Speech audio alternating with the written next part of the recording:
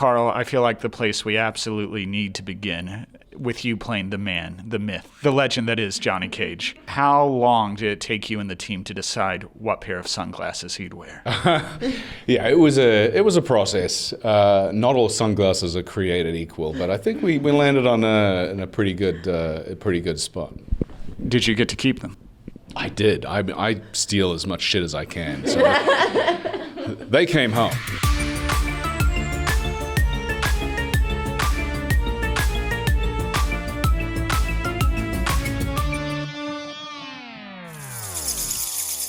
Johnny Cage is obviously a very popular, a beloved character for fans who grew up with the OG arcade games as well as the Lyndon Ashby performance. How familiar were you with this guy when this project came along? I didn't get the opportunity to play Mortal Kombat when it first came out in the 90s, but I guess my first point of introduction to it was with my sons and playing it with them, and that was a rather frustrating and humiliating experience. It just kicked my ass all the time.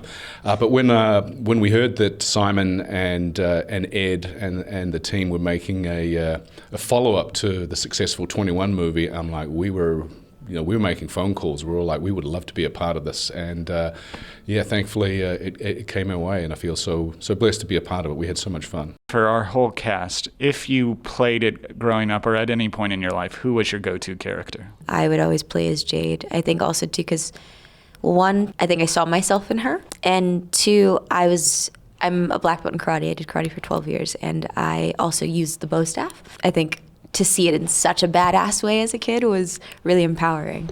I didn't grow up playing the games, but I think now I'm playing a little bit of catch up and understanding how much fun it is to play as Kitana. I mean, it has to be Kitana. For me, Baraka probably, and I think it was just the pure brutality.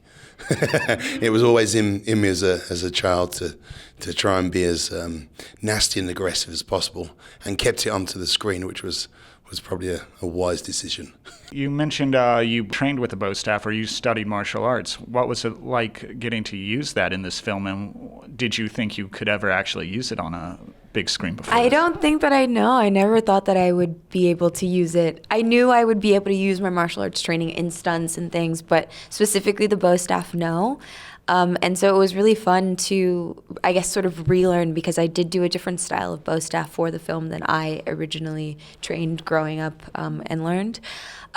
It was also incredibly difficult. The bow staffs that we used for the film were heavier than a traditional bow staff would be, and so it was a lot of strain on my shoulder, a lot of finding new muscles. But it was a lot of fun. Well, Karl, is it fair to say that this is more of a tournament movie? And if so, was that something maybe you always wanted to do, whether from watching Enter the Dragon or Bloodsport, or pick your poison? Yeah, very much. Mortal Kombat 2, I think, is the best representation of the game that has been brought to the cinema thus far, and I'm super excited for audiences to see it and to see Johnny Cage's journey.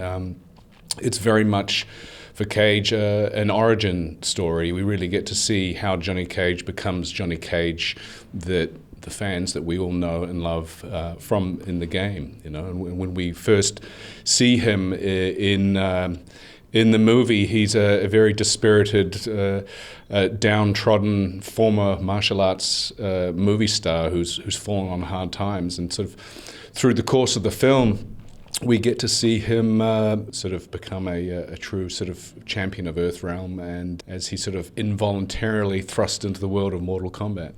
You say he's a down-on-his-luck movie star, and again, based on the trailers I have seen, y'all are really leaning into a kind of a 90s nostalgia. And I'm curious, did you find yourself looking to certain archetypes or performances from the 90s for influence or inspiration on who this guy is? Yeah, most definitely. There were so many, great examples of stars and martial arts stars, not only in the late 80s and the early 90s, and obviously Van Damme was a huge inspiration, not only for myself, but for Ed Boon and the creators. But, I sort of cherry-picked and stole a few things from a lot of those guys, whether it be Ford, Stallone, and Schwarzenegger, and that was sort of really the era where, the Johnny Cage in this movie, he was almost a contemporary of those guys, not quite on that level, not quite on that A level, but he was right there for a minute, and then it all evaporated. So the Rick Dalton effect. Martyn, you are playing Shao Kahn, who is one of the great villains of video game history, and he has a big fan base. And maybe unlike certain other characters, he's never had his chance to properly shine on the big screen. Did you feel some expectations coming into this role? I mean, expectation, absolutely. Just the size of the franchise itself and the capacity of the role was phenomenal. With this character, he has finally had the chance to sort of have his word, have his say, see him come to life, and to watch him perform at his best, which is with the hammer, and to try and bring havoc to the worlds, and I feel that's kind of what we did. It was incredible to work with all of these guys to help me, really, to bring me on that journey, and to lean into them for their advice and assistance, to be the very best version that I could, to bring Shao to the fans, and hopefully they enjoy it. I definitely feel they'll ravish in the evilness of him. What was your favorite set that you were on? Adinia was very nice. Adinia or the Tarkatan village? Oh, yeah. Mm-hmm. yeah, for me, yeah, exactly. Adinia was, you walk onto that set and it was incredible. It was Massive. Yeah. It was as massive anything that I worked on in Lord of the Rings, if not more so in many ways. But also the Tarkatan village, which we built, was an exterior in the middle of this quarry, and it was something to behold. I can't wait for people to see it. Those two sets were incredible, but just purely from a selfish point of view, the throne room. Of course. That was such a day, walking in and seeing my chair, and that's mine. But it's really mine, There was a moment where someone sat in my chair, and I just looked at them and realised it wasn't really mine. Dude, everybody sat in that chair. Yeah. It's like the chair of Kirk on the Enterprise. Like everybody, when I was looking, going, you sit in the chair. Everyone just sat in Shao Kahn's chair. Martyn's gone. All right, everyone, get up there now. Now's the moment.